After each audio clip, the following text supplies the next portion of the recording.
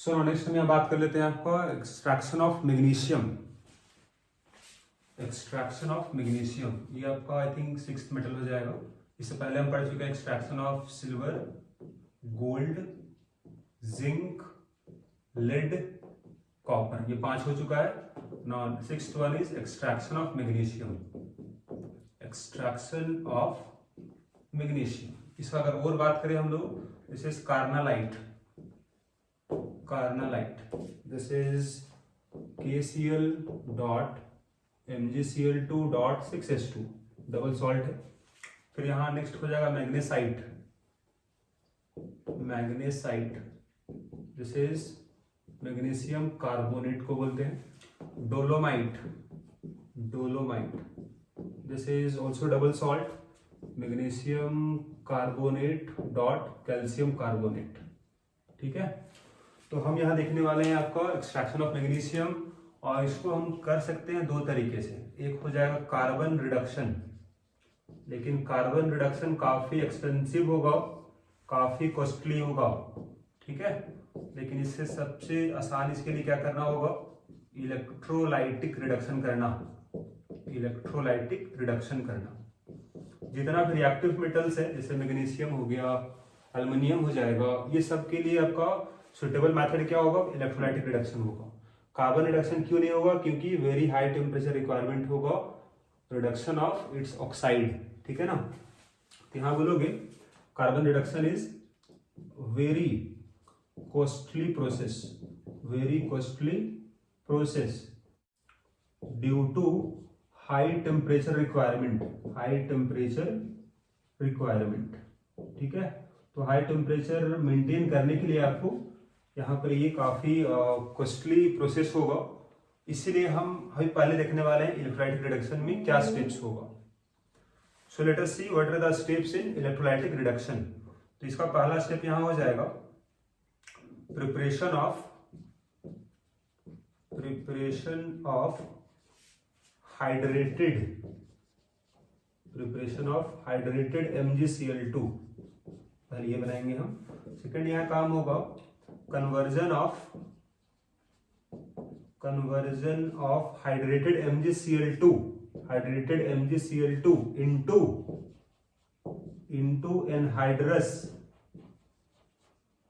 Anhydrous MgCl2।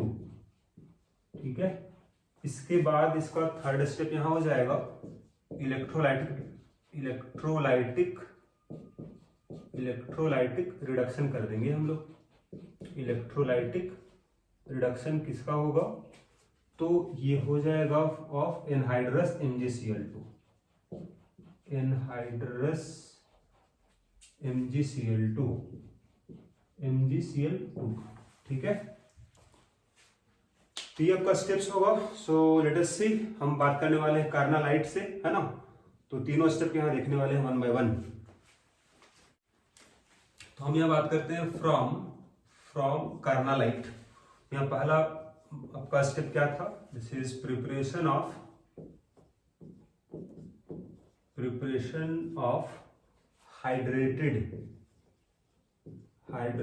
MgCl2 बनाना, right. तो इसके लिए यहां पर देखो, पहला क्या करो, कार्नालाइट को डिसॉल्व कर दो वाटर में। तो dissolve carnallite in water, dissolve हो गया। उसके बाद आप इस सॉल्यूशन का कंसेंट्रेशन को बढ़ाओगे, मतलब solution is concentrated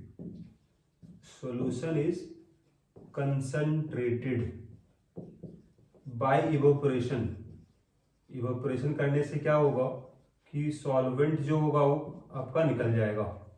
solution is concentrated by evaporation. उसके बाद आप इसको कूल कर दोगे, है ना, cooled and allow to crystallize.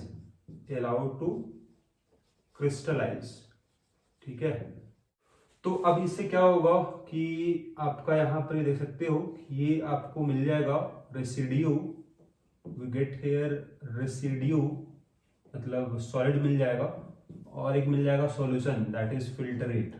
ठीक है ना, तो फिल्टरेट में क्या आएगा और रेसिड्यू में क्या आएगा। तो यहाँ आपके पास था क्या, कार्नालाइट का मतलब क्या था, KCl था, MgCl2 था। इसमें से जो कम सोल्यूबल होगा वो आपका क्रिस्टलाइज हो जाएगा, वो आपका सॉलिड बन के निकल जाएगा। तो KCl आपका बन जाएगा सॉलिड, क्योंकि KCl कम सोल्यूबल है एज कंपेयर टू MgCl2।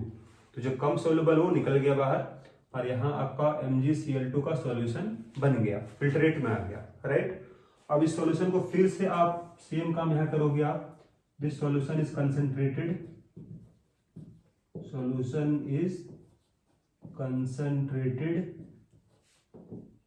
और फिर by evaporation, सेम प्रोसेस है, by evaporation, फिर इसको आप कूल कर दोगे, cooled and allowed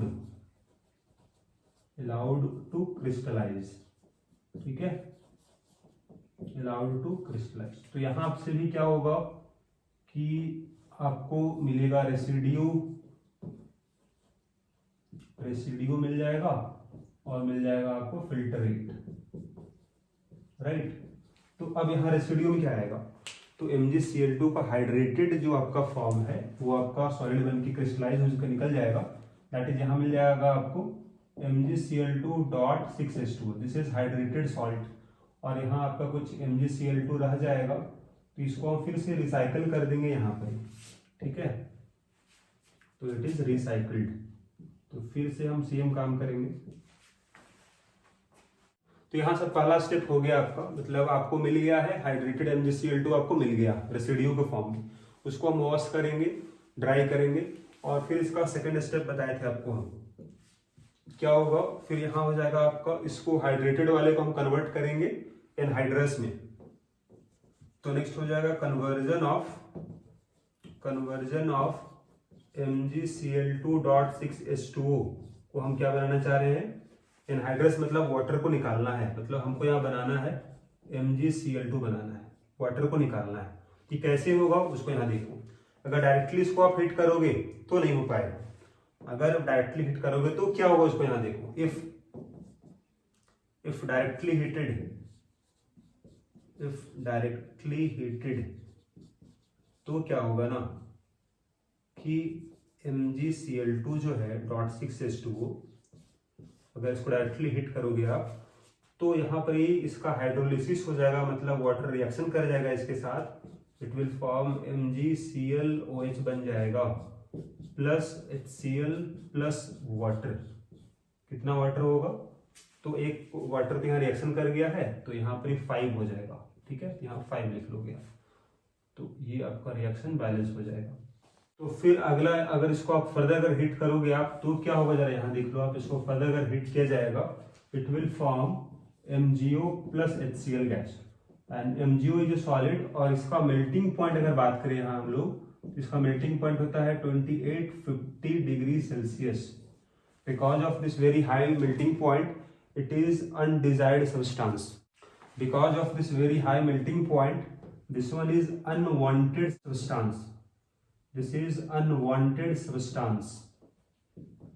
ठीक है, तो बहुत ही हाई इसका मेल्टिंग पॉइंट है, तो इसीलिए आपका यहाँ पर ही रिएक्शन आगे फिर स्टॉप हो जाएगा, क्योंकि इतना हाई टेम्परेचर मेंटेन करना दैट इज नॉट इकोनॉमिकल, है ना, उस पर आगे हम यहाँ बढ़ नहीं पाएंगे।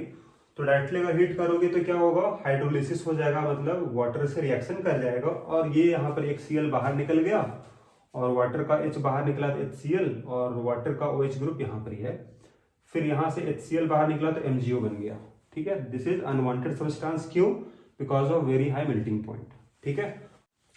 तो आपको अगर MgO नहीं बनाना है तो उसके लिए तरीका क्या होगा, यहाँ पर तरीका ये होगा कि आप क्या करो, MgCl2.6H2O जो यहाँ पर है इज हीटेड, इसको आप हीट करो, heated at 175 degree Celsius in current of HCl gas, मतलब यहाँ सप्लाई किया जाएगा HCl gas.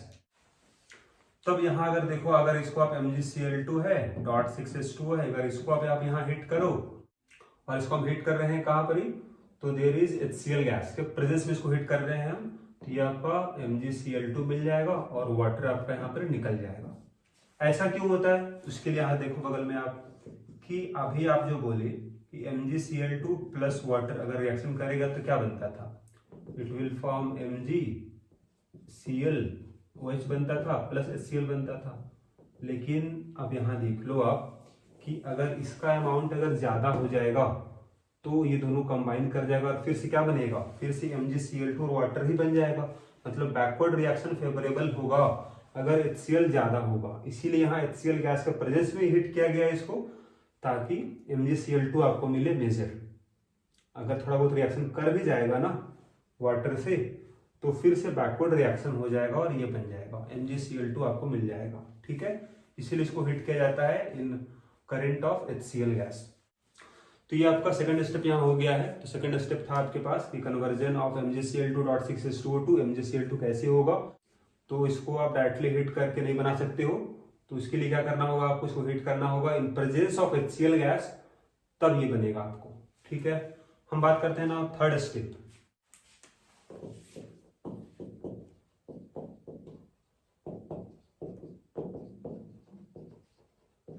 Electrolytic reduction of MgCl2।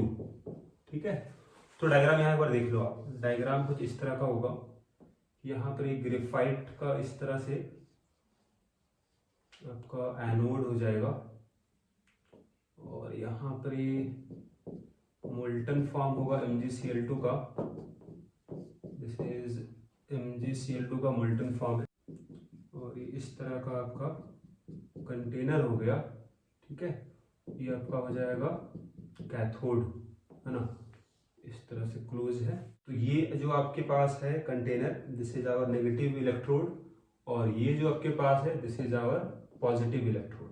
मतलब ये एनोड हो गया और ये कैथोड हो गया, राइट।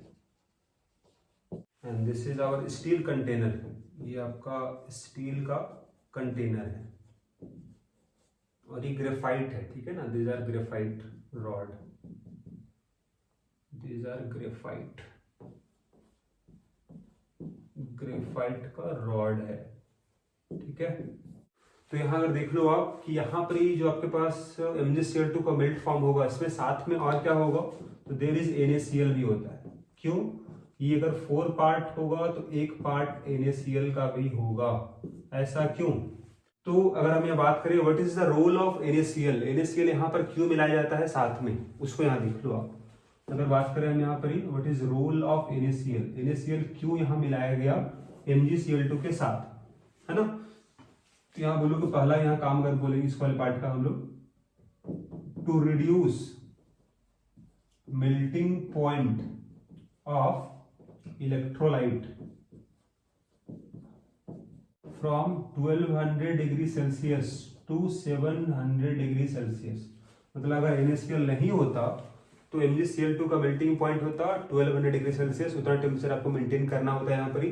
लेकिन अगर NaCl होगा तो इसका मेल्टिंग पॉइंट कम हो गया, ये इसका बेनिफिट हुआ। दूसरा होगा टू इंक्रीज कंडक्टिविटी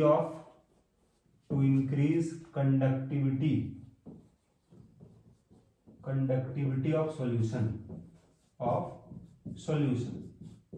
राइट।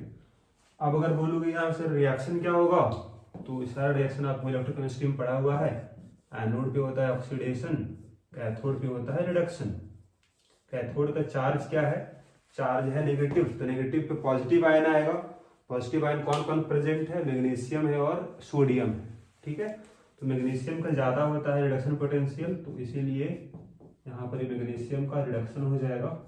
ठीक है, और एनोड पे क्या रिएक्शन होगा, तो एनोड का चार्ज है प्लस, प्लस पे कौन आएगा, नेगेटिव आयन आएगा। नेगेटिव आयन कौन है, Cl माइनस है, तो Cl माइनस का यहाँ रिएक्शन हो जाएगा, it will form Cl2 gas, है ना।